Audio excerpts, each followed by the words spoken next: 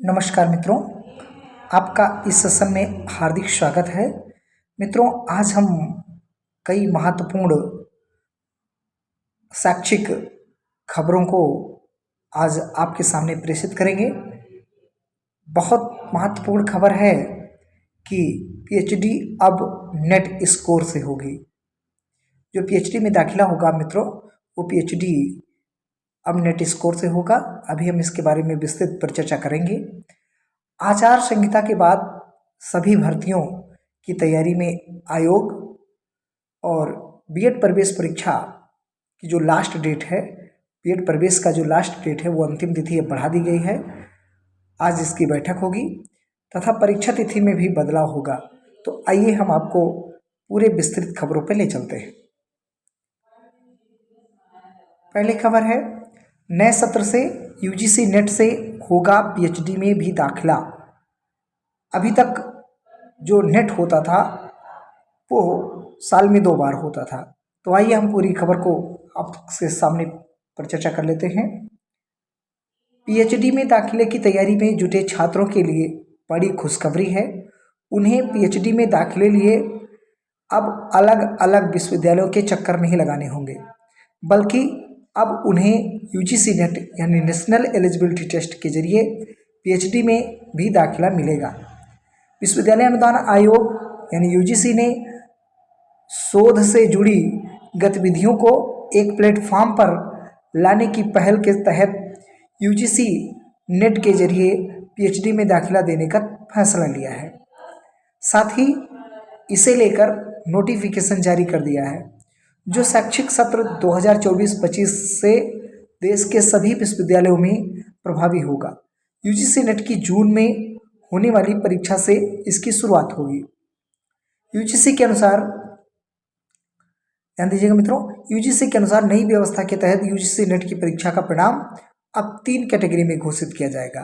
पहला category JRF यानी junior research fellowship के साथ पीएचडी में दाखिले वह सहायक अध्यापक के लिए योग्य छात्रों की होगी, और दूसरी कैटेगरी पीएचडी में दाखिले के साथ ही सहायक प्राध्यापक के लिए पात्र होगी, यानी पीएचडी के लिए और नेट के लिए। वहीं तीसरी कैटेगरी उन छात्रों की होगी जो सिर्फ पीएचडी में दाखिला लेने वाले छात्रों की होगी। मौजूदा समय में यूजीसी नेट का परिणाम अभी सिर्फ 2 कैटेगरी में ही घोषित होता था। आप लोग जानते होंगे ना कि एक तो जेआरएफ और असिस्टेंट प्रोफेसर के लिए वैलिड होते थे यानी नेट के लिए, और अब जो है 3 कैटेगरी में होगा। ये परीक्षा मौजूदा समय में साल में 2 बार जून और दिसंबर में आयोजित की जाती है, सबको पता है। इसके आयोजन का जिम्मा एनटीए यानी नेशनल टेस्टिंग एजेंसी के पास है, जो यूजीसी के मानकों के आधार पर परिणाम घोषित करती है। UGC chairman professor M Jagadesh Kumar ने कहा है कि ये फैसला छात्रों के हितों को ध्यान में रखते हुए किया गया है। विशेषज्ञ कमेटी ने भी 13 मार्च को सिफारिश की थी। छात्रों को पीएचडी में दाखिले के लिए अलग अलग विश्वविद्यालयों में प्रवेश परीक्षाएं देनी पड़ती हैं। इससे न सिर्फ छात्रों को वित्तीय भार पड़ता है, बल्कि वो हर समय में परीक्षा में दबाव में रहते हैं। तो उनके लिए एक खुशखबरी है मित्रों ये। और ये देखिए, यहाँ पे कहा गया है कि किस कैटेगरी के छात्र जो हैं पात्र होंगे। तो पहली जो होती थी ये घोषित होता था जेआरएफ सहायक प्राध्यापक यानी असिस्टेंट प्रोफेसर और पीएचडी के लिए। अब इन तीनों पहली कैटेगरी में ये रिजल्ट आएगा आपका। दूसरी कैटेगरी में जो आएगा रिजल्ट, जो पहले भी आता था, वो सहायक असिस्टेंट प्रोफेसर के लिए आता था, अब पीएचडी के लिए भी आएगा। तीसरी कैटेगरी में जो आएगा पीएचडी के लिए आएगा। तो कैटेगरी का निर्धारण यूजीसी नेट के स्कोर के आधार पे होगा। तो इस तरीके से जो बढ़िया नेट स्कोर होगा वो जो है जेआरएफ सहायक प्राध्यापक और पीएचडी के लिए मान्य होंगे। जिनका उससे कम होगा वो सहायक प्राध्यापक और पीएचडी के लिए मान्य होंगे, और जिसका सबसे कम होगा वो पीएचडी के लिए मान्य होगा, और जो निर्धारित कैटेगरी से भी कम होगा वो तीनों में से कोई नहीं रहेगा। तो आपको समझ में आ गया होगा इसकी बात। दूसरी बात मित्रों, आपको बताता चलो, ये जो आप लोग नेट क्वालिफाई करेंगे या पीएचडी के लिए क्वालिफाई करेंगे तो उसमें जो पीएचडी का एंट्रेंस आपको नहीं देना पड़ेगा, वो डायरेक्ट इंटरव्यू के लिए बुलाया जाएगा। तो उसमें इसका स्कोर का क्या मानक रहेगा, क्या आधार रहेगा। तो यूजीसी ने विश्वविद्यालयों को यूजीसी नेट के स्कोर में से दाखिल पीएचडी में दाखिला देने के निर्देश के साथ ही मानक भी तय कर दिया गया है कि कैटेगरी 2 और 3 में पात्र छात्रों को पीएचडी में दाखिले के लिए 70% वेटेज दिया जाएगा। ध्यान दीजिएगा मित्रों। और यूजीसी नेट स्कोर का होगा, यूजीसी नेट का स्कोर का होगा, जबकि 30% वेटेज जो है विश्वविद्यालय द्वारा लिए जाने वाले इंटरव्यू का होगा। तो 30% जो है इंटरव्यू में हो जाएगा और 70% वेटेज जो है जो नेट में स्कोर रहेगा आपका वो होगा। तो ये एक बहुत बड़ी खुशखबरी है छात्रों के लिए कि वो लोग नेट के थ्रू ही अब पीएचडी में दाखिला हो जाएगा। उनको विभिन्न विश्वविद्यालयों में अब फॉर्म अप्लाई नहीं करना पड़ेगा जिनके फीस ज़्यादा से ज़्यादा लिए जाते थे। अब डायरेक्ट इंटरव्यू में के लिए आप जो है बैठेंगे। अगली खबर है मित्रों, यही खबर ये जो खबर थी वो दैनिक जागरण की थी, ये अब अमर उजाला में ये खबर छपी हुई है। अब नेट स्कोर से मिलेगा पीएचडी में दाखिला। यूजीसी ने नए नियमों में किया बदलाव, अलग अलग विश्वविद्यालयों की नहीं देनी होगी परीक्षा। तो और इन सारी चीज़ों के बारे में भी मैंने आपसे चर्चा कर लिया है। अगली खबर है मित्रों, आचार संहिता खत्म होने के बाद भर्ती की तैयारी में आयोग। शिक्षा सेवा चयन आयोग की पहली बैठक पद विवरण व अन्य प्रक्रिया पूरी करने के निर्देश दिए गए हैं। तो कल जो है पहली बैठक हो चुकी है शिक्षा सेवा चयन आयोग की। इसमें बहुत ज़्यादा खबर नहीं है। मैं आपको अगर मैं बताता चलूँ तो उसमें केवल अभी विभाग आवंटित हो रहे हैं, किसके रूम कहाँ पे होंगे, कौन किसका क्या होगा, वेतन, बिजली बिल के भुगतान आदि के उठे मुद्दे, इन सब मुद्दों पे हुआ है। लेकिन आयोग में होंगे 100 से अधिक अफसर और कर्मचारी। तो ये जो सभी बोर्ड, चाहे मैं आपको बताता चलूँ, प्राइमरी का यही बोर्ड देखेगा, प्राइमरी के लिए भी, और टीजीटी के लिए भी यही वो आयोग देखेगा, पीजीटी के लिए भी यही आयोग देखेगा, असिस्टेंट प्रोफेसर के लिए ही आयोग देखेगा।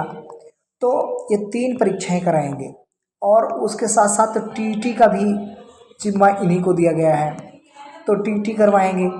फिर उसके बाद में तो ये सबसे पहले जो लंबित भर्तियां हैं वो पहले, तो मेरा मानना है कि ये पहले असिस्टेंट प्रोफेसर की परीक्षा करवाएंगे, असिस्टेंट प्रोफेसर, उसके बाद में टीजीटी, फिर पीजीटी, और फिर इसी दौरान ये टीटी का भी नोटिफिकेशन जारी कर देंगे। और फिर ये लास्ट में प्राइमरी भर्ती के लिए सोचेंगे। तो मित्रों, यदि ये कितना भी जल्दी कर लें तो ये परीक्षा अक्टूबर नवंबर से पहले संभव नहीं है। तो आप लोग भर्ती की परीक्षा की तैयारी के लिए लगे रहिए।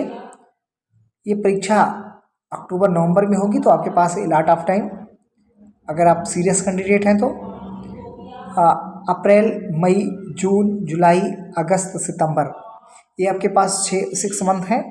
तो उस अक्टूबर नवंबर से पहले परीक्षा होने की संभावना ना के बराबर है। और ये कितनी भी तेज़ी कर लें, और अगर ये तेज़ी नहीं करते हैं, जैसे विगत दिनों में आयोग कार्य कर रहा है, शिक्षा सेवा चयन आयोग, अगर ऐसा नहीं हुआ तो बात मेरी कटु सत्य लग सकती है, कटु है लेकिन सत्य है। ये परीक्षा ये इस साल के अंत में अथवा 2025 में भी जा सकती है। थोड़ा मित्रों कट लगेगा ये बात, लेकिन अगर रवैया इनका वैसे रहा ये, तो परीक्षा फिर अगले वर्ष ही, और अगले वर्ष ही ज्वाइनिंग भी होगी। मित्रों, मैं डिमोटिवेट नहीं कर रहा हूँ, आपको आगाह कर रहा हूँ कि ये अगर ये आयोग तेजी से कार्य करना शुरू किया तब तो बेहतर है, अन्यथा ये भर्ती परीक्षा फिर दिसंबर तक होगी। तो आप लोग लगे रहिए, जितना टाइम लगे मिलेगा आपके लिए उतना ही अच्छा है। और हम आप लोग जानते हैं कि परीक्षा की तैयारी जब आयोग कैलेंडर जारी कर देगा या परीक्षा की तिथि घोषित कर देगा तो हमारे आपके पास समय कम हो जाते हैं, ऑटोमेटिक कम हो जाते हैं। और ये होता है कि जब परीक्षा की एडमिट कार्ड जारी होता है तब ये होता है कि 10 दिन परीक्षा और टल जाती तो और मेरी तैयारी हो जाती। तो उसका इंतज़ार ना करिए, हम आप लोग अभी से लगे रहें ताकि परीक्षा की तैयारी एक निश्चित समय के लिए हो जाए। वैसे प्रतियोगी छात्र जो है ये चाहते हैं कि परीक्षा के 60 दिन पहले ही परीक्षा की तिथि घोषित की जाए। तो ये आपके लिए एक बहुत बेहद अच्छी खबर है कि आयोग अब धीरे धीरे काम करना शुरू कर दिया है। अगली खबर है मित्रों, बीएड संयुक्त प्रवेश परीक्षा पंजीकरण तिथि और परीक्षा की तिथि में फिर बदलाव होगा क्योंकि लोकसभा चुनाव के मद्देनजर बदलेगा कार्यक्रम। बुंदेलखंड विश्वविद्यालय की आज होगी बैठक। मित्रों, ये खबर है कि बीएड संयुक्त प्रवेश परीक्षा के पंजीकरण की तिथि 10 अप्रैल बढ़ने जा रही थी, 10 अप्रैल तक बढ़ने जा रही है।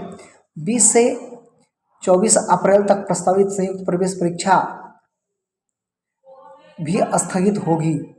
इसका फैसला और नई तिथियों का निर्धारण 29 मार्च, देखिए आज की डेट में है, विश्वविद्यालय झांसी के कुल सचिव के निर्देशन में होने वाली बैठक में होगा। बुंदेलखंड विश्वविद्यालय ने शिक्षा सत्र 2023-24 के संयुक्त प्रवेश परीक्षा कराई थी। शासन ने शिक्षा सत्र 24-25 की प्रवेश परीक्षा कराने की भी जिम्मेदारी बुंदेलखंड विश्वविद्यालय को सौंपी है। इसके तहत विश्वविद्यालय ने 10 फरवरी से ऑनलाइन पंजीकरण शुरू किया था और अंतिम तिथि 31 मार्च निर्धारित की गई थी। अब बात होती है कि लेट फी, इसके साथ 1 से 7 अप्रैल तक पंजीकरण किया जाना है। विश्वविद्यालय ने तय किया है कि प्रवेश परीक्षा प्रदेश के 15 जिलों में 20 से 24 अप्रैल तक कराई जाएगी। अब लोकसभा चुनाव की वजह से विश्वविद्यालय द्वारा 20 से 24 अप्रैल तक संयुक्त प्रवेश परीक्षा कराना संभव नहीं है। ऐसे में विश्वविद्यालय बुंदेलखंड पंजीकरण की तिथि बढ़ाने और परीक्षाओं की तिथियां स्थगित करने जा रहा है। विश्वविद्यालय के रजिस्ट्रार विनय कुमार ने बताया कि 20 से 24 अप्रैल तक प्रवेश के 15 जिलों में संयुक्त प्रवेश परीक्षा प्रस्तावित था, लेकिन अब नहीं होगा। अब इसकी डेट बढ़ना तय है। पहले से कम हुआ बीएड का रुझान, आखिर क्यों ना हो बीएड का रुझान, क्योंकि ये बीएड वाले प्राइमरी में लिए नहीं जाएंगे। युवाओं में बीएड को लेकर रुचि कम हो गई है। इस वजह से बीएड की संयुक्त प्रवेश परीक्षा के लिए प्रदेश में से करीब 1,80,000 युवाओं ने पंजीकरण कराया है। जानकार बताते हैं कि शिक्षा सत्र 23-24 की परीक्षा में करीब 4,75,000 अभ्यर्थी परीक्षा में शामिल हुए। इस बीच सुप्रीम कोर्ट की ओर से प्राथमिक शिक्षक भर्ती की अर्हता में बीएड खत्म करने का फैसला आ गया। इसका परिणाम ये रहा कि काउंसलिंग में सफल अभ्यर्थी भी नहीं आए और तमाम कॉलेजों की सीटें खाली रह गई। बुंदेलखंड विश्वविद्यालय कुल सचिव विनय कुमार ने बताया कि माना जा रहा है कि प्राइमरी स्कूलों में शिक्षकों की अर्हता बीएड खत्म होने की वजह से युवाओं में रुचि कम हुई है। तो मैंने आपको यही बताया। तो मित्रों, वीडियो आपको कैसा लगा कमेंट बॉक्स में ज़रूर लिखें। अभी तक आपने इस चैनल को सब्सक्राइब नहीं किया है तो सब्सक्राइब कर लीजिए, बेल आइकन को दबा लीजिए ताकि जब भी इस तरीके की शैक्षिक जगत की सूचनाएं आप तक पहुँचें तो जब भी वीडियो बने तब तक तत्काल पहुँचे। मित्रों के साथ शेयर करें, कमेंट करें, इस चैनल को लाइक जरूर कर दीजिएगा, सब्सक्राइब जरूर कर लीजिएगा ताकि समय समय पर आपको वीडियो पहुँचता रहे। बहुत बहुत धन्यवाद, आभार मित्रों।